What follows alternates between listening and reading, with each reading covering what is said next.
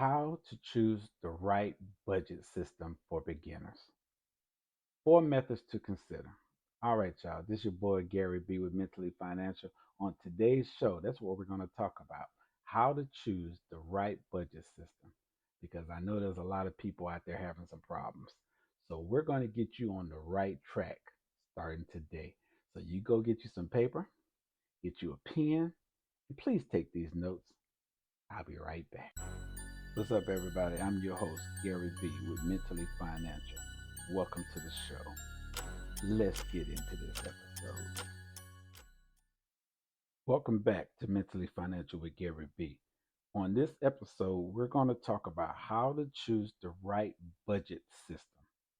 And there's four methods I want y'all to consider when we're talking about considering this, okay? And you got to also look at it this way: what is the best system for you, depending on what you're trying to do? Are you trying to curb your spending? Are you trying to pay down debt? Are you building a savings or something else? Those are the things that you have to consider when you decide to choose the right budget for yourself, okay?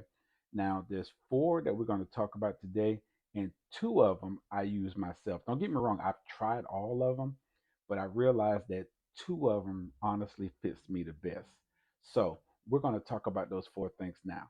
So let's jump right into it.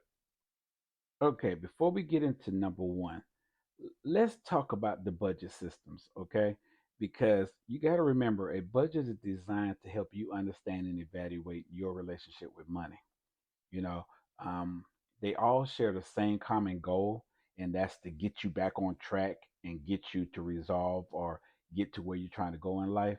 So they all have similar things, but you just have to consider the one that's best for you. Okay.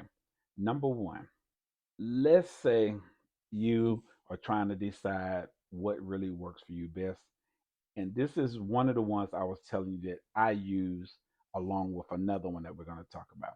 I use the 50/30/20 budget. Now, what's appealing about this system to me is it gives you room to pay down debt. It helps you cover current costs, and it also helps you to save for the future. That's what I like about it, because what you're doing is you're splitting your income across three major categories. 50% are for necessities, 30% are for your wants, and 20% is for saving and debt repayment. Okay. So you hear what I said? 50% of what you know that you got to pay, 30% of what you might want in your life, and 20% is for that savings and debt repayment. So this is just a baseline for trying to figure out what works for you. So if you know what your money comes out to with that 50/30/20, I think it'll help you choose the right program. So that's number one. Let's talk about the next one. Okay, number two is called the envelope system. This is supposedly curb your spending, okay? Some people call it cash stuffing. This is a very rigorous system that helps you stop spending, frivolously, or stay out of debt. Okay, what it does is it tracks the cash that you're using. In other words, to whereas how other people track numbers or whatever, you are only tracking what's in that envelope. So if you put $100 into this envelope and you spend it, that's all you spend for the month. You know what I'm saying? So that works for a lot of people. So when you're setting this category, you're setting up a spending system that covers you for your groceries, your car payment, your insurance, or whatever you're trying to do, and say, hey, this is my going out money, or this is my entertainment money, whatever you want to call it. You're putting a certain amount of money into each envelope.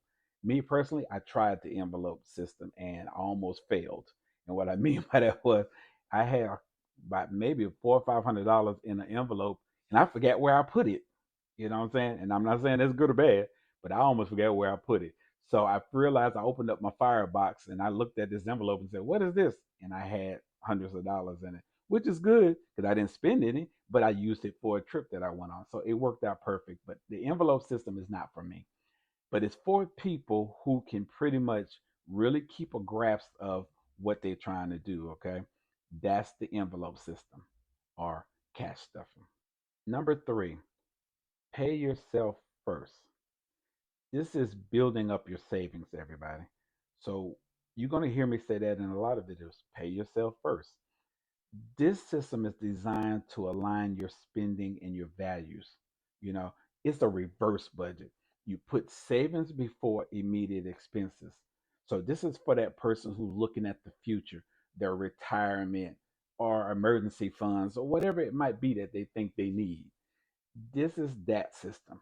You pay yourself first. With this system, you decide how much to set aside from your monthly income for saving goals. That's pretty much what you're doing. It's just that plain and simple. You know, if you have a rainy day fund, a emergency fund, or a savings fund, or a trip fund, pay yourself first.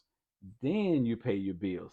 But I recommend you use that 50, 30, 20 if you're going to use this system because it works best that way. Okay.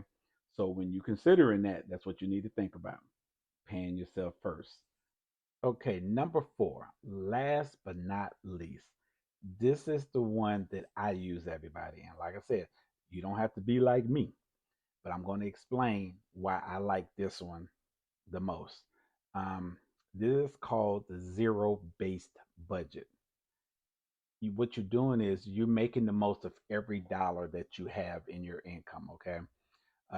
This budget is for the overspender or that person that meticulously plans things. And that's me.